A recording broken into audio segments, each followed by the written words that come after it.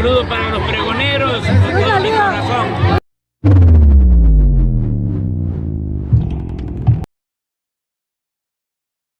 Amigos, bienvenidos a una nueva transmisión más a su canal Pregonero Informa, servidor Diego Rodríguez, transmitiéndoles desde el día de hoy. Nos seguimos encontrando en este lunes 27 de mayo del 2024. Si nos estás viendo por primera vez, muchísimas gracias por tu tiempo y por tu espacio. Solamente pedimos el apoyo con la suscripción para que cada día podamos ser más en esta gran familia pregonera. Señores, las cosas de cara a este próximo domingo 2 de junio se están calentando cada vez más. Y bastó solamente este X para que saliera al quite Tatiana Cloutier y callara de una vez por todas a Berta Xochitl Gálvez. Desesperada por la noticia que salió todavía, yo creo, el día de hoy, pero que ya se estaba, pues obviamente, rumoreando por ahí. En donde Alejandra del Moral, y ustedes vieron, prácticamente abandonó al PRI y les ha dejado simplemente un boquete muy feo ahí en el Estado de México. Pensaron que tenían pues digamos, ese grupo para apoyar a Xochitl Gálvez, los cuales simplemente le han dicho adiós a una semana. Ahora bien, sale la señora Xochitl Gálvez desesperada antes de acabar, pues obviamente el día de ayer. Sheinbaum es un peligro para nuestra democracia. Y muchos le contestan así rápidamente: el peligro a la democracia siempre fueron ustedes. De hecho, ayer mismo violaron la ley electoral subiendo a la gobernadora Maru Campos a tu templete. No van a volver. Y fíjense, porque eso está prohibido, ¿eh? Los gobernadores no pueden estar en actos de campaña porque están incidiendo el voto, en este caso, allá en Chihuahua. Y les valió. El INE, a ver si hace algo al respecto, pero dice que son bueno, al menos la doctora Claudia Sheinbaum, un peligro para la democracia. Son ellos los que simplemente no se cansan de violarla. Sale rápidamente Tatiana Cloutier y dice: ¿nuestra democracia? Te dejo un par de recomendaciones para que caigas en tu realidad, le dice a Xochitl Gálvez, y ahorita lo vamos a ver porque cita este artículo de Jorge Cepeda, que vamos a ver, y ustedes pues también pueden opinar al respecto. Jorge Cepeda Patterson, quien habla de la democracia de gente bien, y ahorita lo vamos a ver. Pero esto contestó Tatiana Cloutier rápidamente. Con procesos de mayorías, que me encontraba en misa cuando mi teléfono empezó a sonar una y otra vez. Y de repente cuando salí me di cuenta que era porque me preguntaban que qué onda con un tuit en donde dices que Claudia es un peligro para la democracia. Se te olvida que la democracia tiene que ver con procesos de mayorías, que Claudia ya gobernó la Ciudad de México y jamás violentó ningún proceso democrático, que ya llegó con un proceso democrático a gobernar la Ciudad de México y que de igual manera lo ha hecho y lo hizo con el respeto a los poderes en el momento que a ella le tocó gobernar. Por otro lado, también te recuerdo que la narrativa en la que te han inmiscuido quienes te están apoyando es una narrativa equivocada. Te han hecho creer, ¿sí?, que mintiendo es como vas a poder llevar a convencer a través del temor a las personas. Has mentido bastante y sobre todo has ido a los excesos de tomar decisiones, de mentir a grados en donde has utilizado cosas inaceptables en esta campaña. Para hablar se necesita tener la cola chica y en tu familia no hay cola chica. Te invito a que reconsideres, pero sobre todo te invito a leer el artículo de hoy de Jorge Cepeda Patterson, en donde habla y explica claramente en los excesos en los que tus asesores han caído para mentirle a la población. La democracia en nuestro país no solamente no está en riesgo, la democracia se ejerce y al día de hoy tenemos revocación de mandato, tenemos la reelección legislativa, tenemos la consulta ciudadana, tenemos el presupuesto participativo y un montón de medidas en donde la democracia la venimos ejerciendo. Tenemos procesos electorales que hemos llevado a cabo en donde la gente ha decidido poner a ciertos gobernadores, gobernadoras, diputados, alcaldes, etcétera, y no ha habido una queja al respecto. Te invito a que pares y dejes de mentir, pero sobre todo a que te enfrentes con tu realidad, y te invito a que no te duermas sin haber leído a Jorge Cepeda. Y claro que vamos a seguir la recomendación, porque esto fue, digo, lo que le respondió directamente a Xóchitl Gálvez, y esto fue también lo que le digo: democracia de gente bien. Fíjense, palabras de Jorge Cepeda Patterson. ¿Qué les parece? Hola, soy Jorge Cepeda Patterson y les comparto la columna que titulé Democracia de gente bien.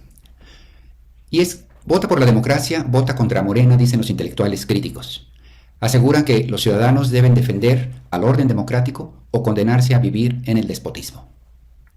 Yo puedo entender que en una campaña política los protagonistas acudan a un enfoque del tipo yo o la barbarie, pero que las autodesignadas buenas conciencias de los círculos culturales e intelectuales críticos contra el partido en el poder, que invoquen el voto para salvar a la democracia, me parece que es patético. Es cierto que conductores de radio y televisión viven de atizar el fuego. Ellos no están en el negocio de analizar la realidad, sino en el de inflamar indignaciones y gestionar miedos y pasiones. Pero son absurdos tales maniqueísmos por parte de quienes creen desempeñar el papel de conciencia crítica de los intereses de la comunidad. Se vale disentir del proyecto social y político que encabeza López Obrador, preferir otro y así decirlo, pero recurrir al fin de la historia como argumento en una coyuntura electoral es un tanto histérico. Democracia o deriva autoritaria, se dice. El exceso me parece doble por ambas puntas.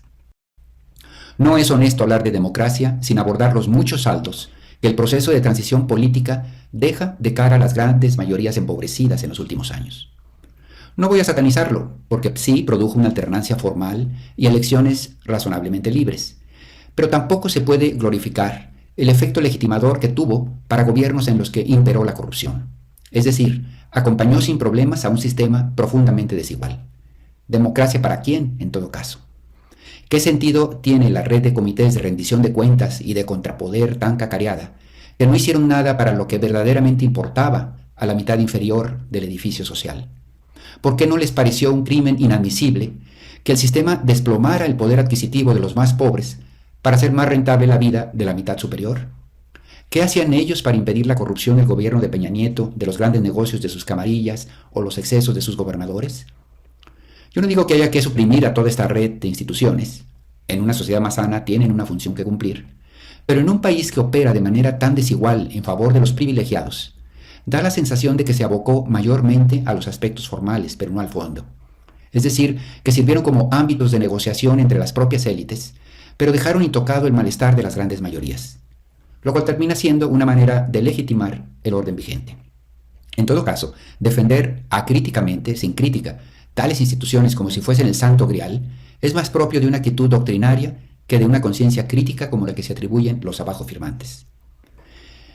Por otro lado, se necesita una dosis de soberbia, no dar el beneficio de la duda a la toma de posición de la mayoría de los mexicanos que apoya al actual proceso de cambio. Vamos, no es muy democrático asumir que el 60% está equivocado.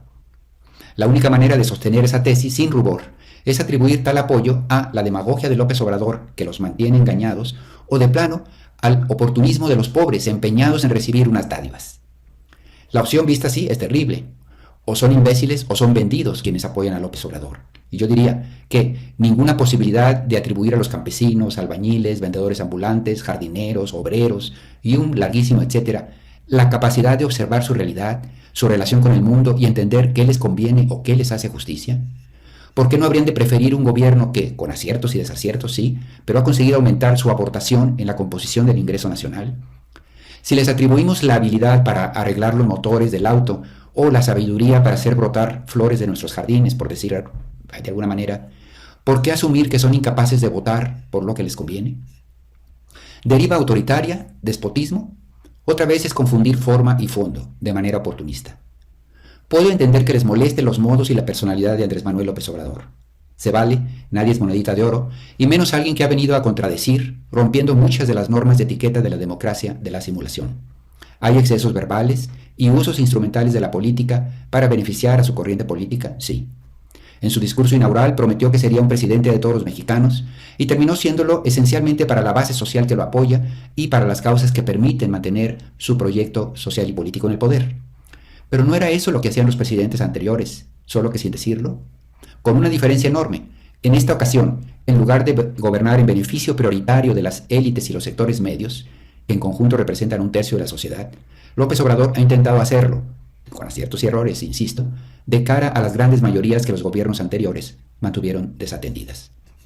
Las formas democráticas que defienden estos intelectuales son como el régimen de etiqueta de conductas de las familias de alta sociedad, puntillosas e impecables a la mesa, aunque por debajo de ella corran los más infames escándalos. ¿O de veras creen que Felipe Calderón no instigó a los ministros de la Corte para que mantuvieran a Florence Cassés en prisión? López Obrador ha tratado a jueces y a ministros a empeñones verbales, sí, pero ha acatado la designación de los tribunales una y otra vez. Llaman despótico porque hace público lo que antes se hacía tras bambalinas. Es una forma. En el fondo, el asunto es mucho más trascendente. El presidente entiende que tiene un mandato que cumplir. La mayoría de los mexicanos exigió un cambio en 2018, pero ese voto solo cambió al poder del Ejecutivo y una parte del Legislativo. En cambio, el Poder Judicial y el entramado institucional que hoy defienden los intelectuales quedó incólume. No solo eso, opera como resistencia a buena parte de los cambios que se intentan. Lo que perdieron políticamente lo sostienen jurídicamente por la vía de tribunales. A esta confrontación, López Obrador opone los instrumentos que están a su alcance, la tribuna pública y los márgenes de acción que le da la ley e incluso los pliegues de esa ley. Entiendo, pues, que la primera temporada de esta 4T, el cambio no ha sido fácil. Intentar un giro o abrir nuevos senderos implica, sí, hacer camino en breña. Romper la inercia de gobiernos favorables a la élite solo lo pudo hacer un opositor bragado como López Obrador y gobernó con todo lo que ello implica, excesos incluidos. Habría que criticarlos, desde luego, pero no podemos hacerlo como coartada para justificar o pedir el regreso de lo que había antes de manera acrítica. El dilema, en todo caso, no está entre la democracia y el autoritarismo, sino en la posibilidad de seguir insistiendo en reparar la justicia social que moralmente nos denigra a todos, la injusticia social. Espero que en la segunda oportunidad lo hagamos mejor, o optar por sacrificar esa intención en aras de regresar a una versión de un supuesto paraíso que excluía a tantos. ¿Qué les parece, señores? Por eso les pasé prácticamente esta videocolumna de Jorge Cepeda Patterson, obviamente, que habla sobre esta democracia. Pero fíjense ustedes, no solamente es los mexicanos que, aparte, hablando de la democracia, vemos que el presidente de la República ha dado muy buenos resultados.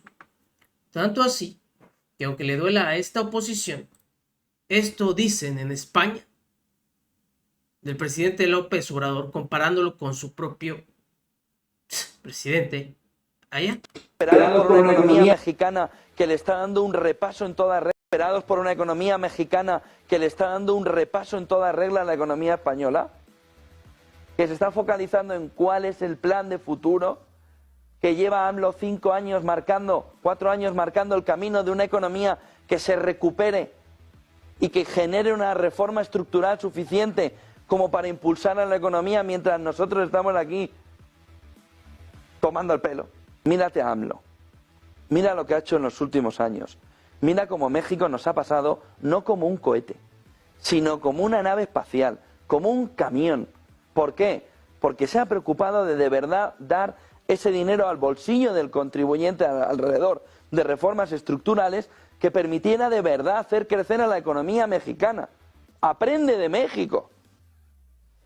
No de Alberto Fernández y de Argentina. Aprende de México. Aprende de México, que es el que tienes por encima, que te ha pasado como un camión. Mientras tú estás ahí enorgulleciéndote de pequeñitas victorias.